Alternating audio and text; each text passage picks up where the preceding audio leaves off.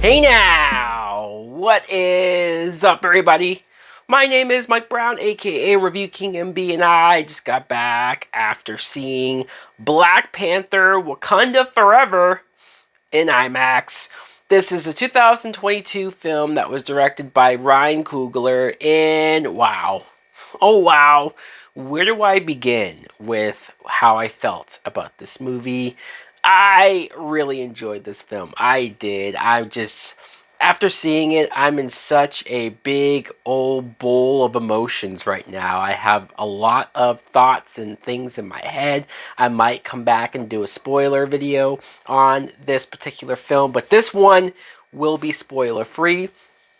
First things first, Angela Bassett. My God, we don't appreciate Angela Bassett as an actress and as a presence on our screens. She was amazing in this film. If she does not get an Oscar or a nomination, I feel like we should all revolt and riot because she's phenomenal. She is raising this material on a whole new different level. Letitia Wright. Let me talk about Letitia Wright, because going into this movie, I was very iffy on her, mostly because of the personal stuff with her and some of the weird comments that she made a couple years ago, and just even her stance on certain things, possibly messing up production with this film. And so, look, put all of that aside, Letitia Wright, as an actress, the Shuri character goes through so much emotionally, and her arc and the ups and downs of her character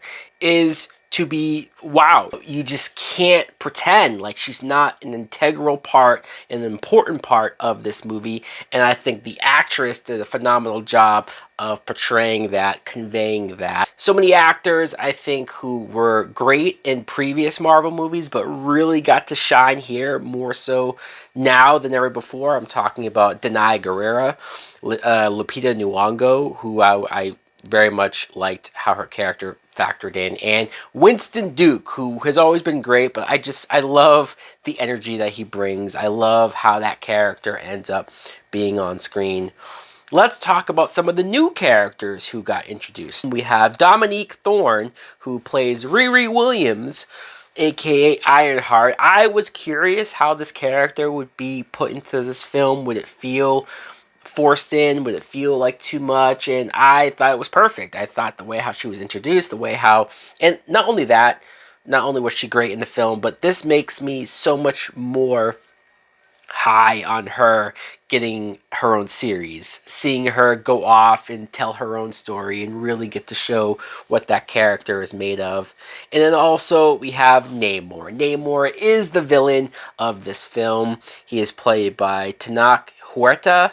And wow, talk about a character that I thought would be really hard to nail and get right. As far as, yeah, he's a villain. Yeah, he's opposing the Wakanda people. And yeah, he has his own army and tribe. But they did such a great job of layering him as a character, of giving us the reasons for why he's doing what he's doing. He's not just evil for the sake of being evil. Like, he has motivations. He has this is why he is on this path, and why he feels justified in doing what he's doing. And you actually sit back sometimes and go, fuck, is he right? You know what I mean? And I think the movie did a great job of balancing the emotional parts. This movie had me in tears quite a few times. But not just with the obvious stuff. I'm talking about the in-story stuff too that was laid out, and how that was all told. It wasn't just all about the action. It wasn't just all about, look how nice the special effects look. But when the action does happen, I think the action is great. It's big. It's what you want to see when you come to a Marvel film.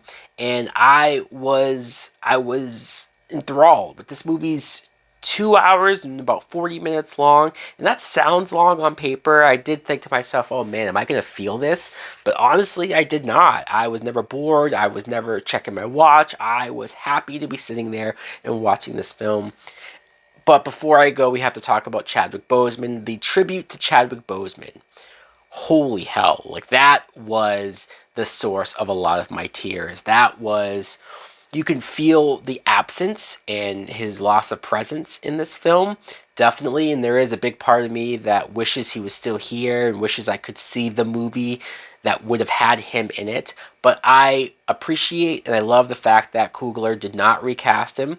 I appreciate the fact that they chose to make this movie as a tribute to him, so that we, not only in our personal lives, mourn that actor, but also mourn that version of T'Challa, mourn that character, and give him a proper send-off. I thought this was beautiful. I did. I'm gonna have to give this a full price. So guys, let me know in the comments below if you too saw Black Panther Wakanda Forever. What did you think of it? Did you like it? Did you love it as well? Thanks for watching. Do you want to see me do a spoiler review, a spoiler talk? Let me know also in the comments below. Thanks for watching. Like, comment, subscribe. Later!